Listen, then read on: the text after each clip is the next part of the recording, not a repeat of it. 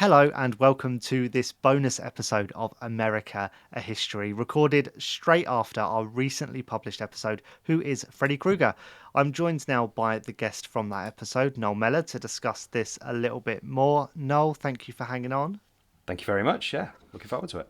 Yeah, really enjoyed our chat on the podcast. And anyone listening to this, if you haven't already, go back and check out the full episode right now. It was just really great to talk about slashers and horror and Freddy Krueger.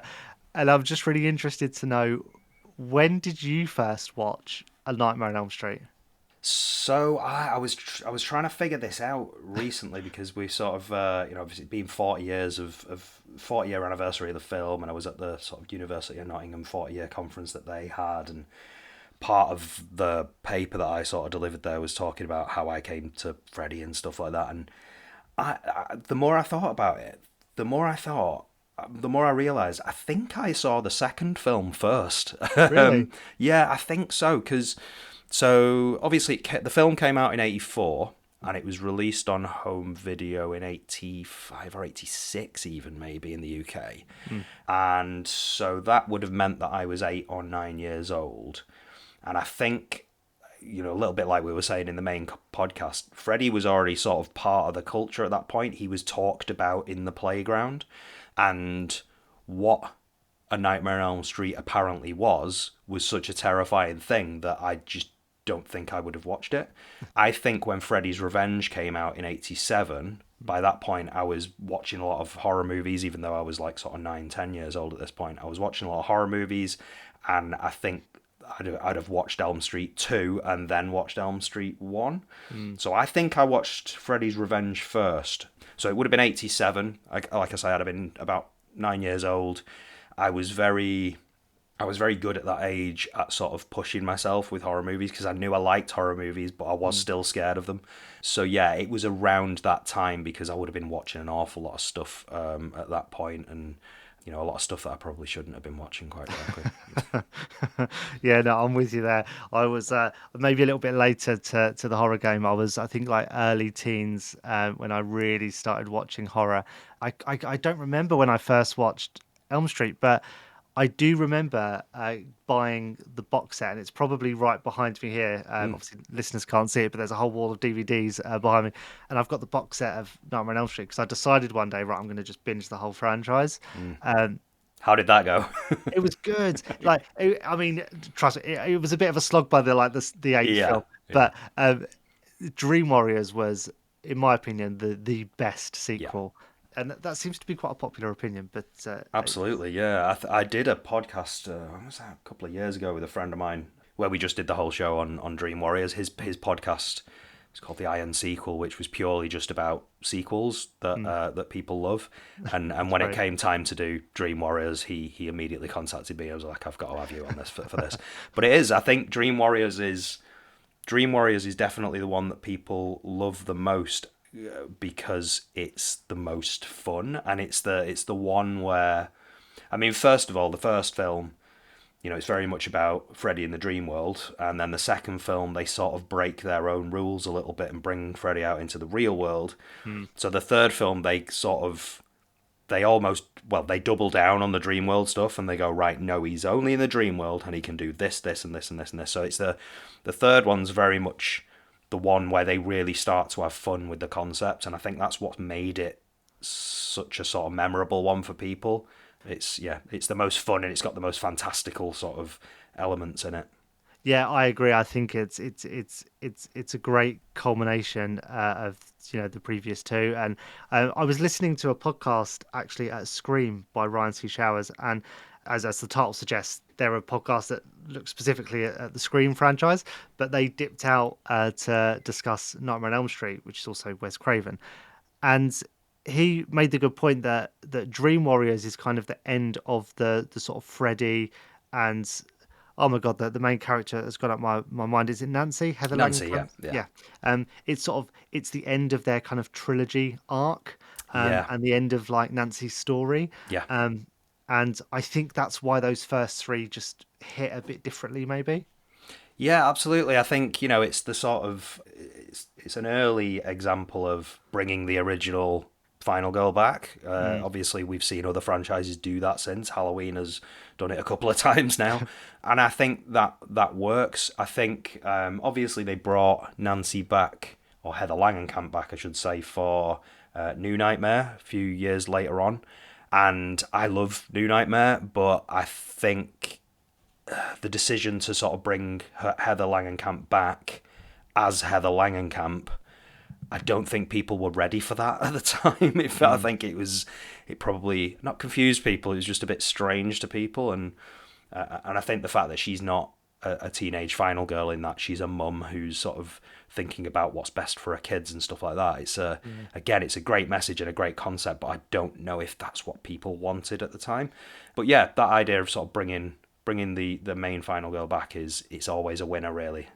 Yeah, and Wes Craven obviously did that in such a meta way with New Nightmare a few years later. Yeah, and I think that was, I've always sort of referred to New Nightmare as being, it's almost like the blueprint for the Scream franchise. Yeah, It was his first attempt at, addressing sort of meta anxieties around film in the real world, horror film in the real world.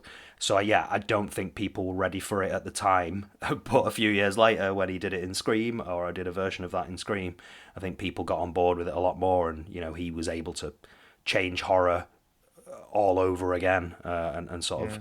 usher in a new era of horror, based on his ideas.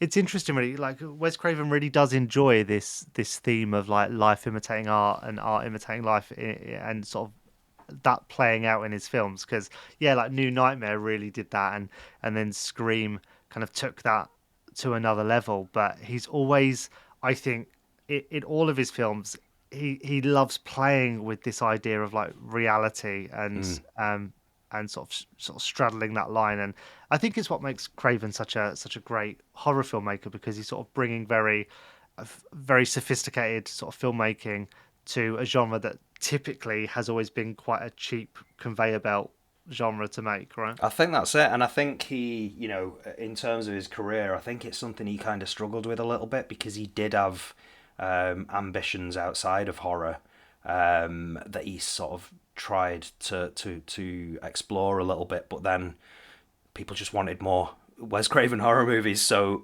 when he does come back to horror, he goes, all right, well, I tell you what then, if horror's what you want, I'll make horror, but I'll try and put some thought into it, and I'll try and do something a little bit interesting. And I mean, it's also, New Nightmare as well, is it's an opportunity for him to air his grievances about the way the franchise was treated. So, there's scenes in the film featuring Wes Craven himself where he's literally talking about, oh well, Freddy wasn't, we misunderstood Freddy, and we took him the wrong way, and we made him into a clown, and that just made him more dangerous and stuff like that. But it's his way of sort of twisting the knife and going, hey man, you ballsed up you ballsed up my franchise here. Yeah, no, I do love that, and I guess there's a podcast episode in future there to sort of look Absolutely, specifically yeah. at Wes Craven, because what an absolute like pioneer of the horror genre. I'm keen to know that we've talked a lot about Nightmare on Elm Street and Freddy. What's your favourite horror movie? My favourite horror movie. I think I'm. It may surprise you to sort of hear it actually, but I'm less enamored with slasher movies than I am sort of more thinky horror movies. I That said, I do sort of. I love Brian De Palma. I think Carrie is one of the greatest horror movies ever made, and Blowout. I'd put that in there as well. But I do tend to get an awful lot more from horror movies that are disturbing. So things that sort of are unnerving as opposed to just out and out gore. I think that's, I'll be honest, it's an age thing as well. I just, I grew up watching a lot of gory horror movies, and I thought they were great when I was very young. But I guess by the time I reached my 20s, I'd seen everything. So I was like, all right, well, Yeah. what else is there? But yeah, if I had to pick one, I'd probably pick Carrie, or I'd pick Blowout. Probably just something a little bit more thinky and a little bit less gory. Yeah, that's interesting. I actually love the Texas Chainsaw Massacre, like Mm, the original, and I think for that, it's maybe not a thinky horror, but I think it is a really uncomfortable horror. yeah, And I think the way that Toby Hooper made that film, and just it you feel like you're doing something wrong by yeah, watching it, yeah. and I love that kind of horror. I think the whole aesthetic of Texas Chainsaw Massacre is just very uncomfortable, Mm, and it's interesting hearing Toby Hooper talk about it when he can remember making the film. That is, he talks about how it was painfully hot and it was painfully uncomfortable to make, and I think it is a discomforting film. I yeah. think it's gooey and sticky and just a bit gross, and I think that's what works so well for it. Yeah, I think that's a really good way of, of describing the film. Um, do you think we're ever going to see now sort of Freddy make a return? When we touched on it in the main episode Mm. about, maybe it could find its way onto TV, but, will Freddy come back realistically? And if so, who do you think might play him? It's tricky. I mean, I think it's inevitable. I think he has to come back. It's too much of a cash cow. It's too much of an obvious win. It's too much of a strong core idea that translates.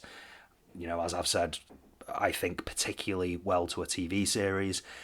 It's difficult to kind of think of individual names of people who actors who might give this a go, but I would think that whoever it is, they would need to be a relatively physical actor. I think the Jackie Earl Haley was obviously chosen for similar reasons. I think being able to act behind a mask was something that he was known for at the time. Mm. So whoever it is, I think he needs to be physical. I think he needs to have comedy chops. It's difficult because some of the actors that come to mind who are able to sort of manage physicality and comedy are probably not actors who would physically look like what we need Freddy Krueger to be. Mm. But yeah, whoever it is, it needs to be. I think the and this is the reason that I point to TV. We need to get to know that person, and we need to get to know that actor, and we need to explore that character a little bit, Yeah. just to sort of really understand him and get on board with him all over again. So yeah, I don't know. It's a difficult one because again, you're probably talking about it would need to be somebody who is in his at least late 30s, early 40s. And if you think Mm. about most of the male actors in that age bracket at the moment, they're probably far too big and busy to get down and dirty as Freddy Krueger. So we'll see. I mean, the guy that I'm about to say is probably, Mm. maybe a bit too old now, or maybe not with good makeup, but kind of ticks the boxes that you were just saying. Someone like Bryan Cranston, he would be a bit of an out of the Yeah, box casting, but he brings that theatricality to it. absolutely. Yeah, yeah, that's a good one. Yeah, and he can sort of get away with looking a little bit feeble and a little bit old and stuff like that, but actually he's still got juice in the tank. Yeah. I mean, if we're looking for physicality, we could just get Jack Black to do it. He does everything else, doesn't he? Can you imagine? Can you imagine? Yeah, what a reboot that would be. Um, There's rarely a franchise left for him to touch, is there? So if it's not him, then it's The Rock, and yeah, yeah. And out of the two, let's go with Jack. yeah, let's stick with Jack. Yeah. No, thank you for chatting all things horror and Nightmare on Elm Street with me. It's been a real pleasure getting you on the podcast. Do remind our listeners if they do want to get in touch with you directly, where they can do that. Yeah, you can reach me directly or check out any of my old or new stuff just over at noelmellor.com. Awesome. Thanks, Noel. And if you are listening to this episode right now and enjoy it, do check out the links we've put in the show notes and follow the show, rate, review, and do all that lovely stuff so that other people can find us. And remember as well, you can support the show from as little as $1. Just follow the links in the show notes and all the info is there. Thank you so much for listening and goodbye.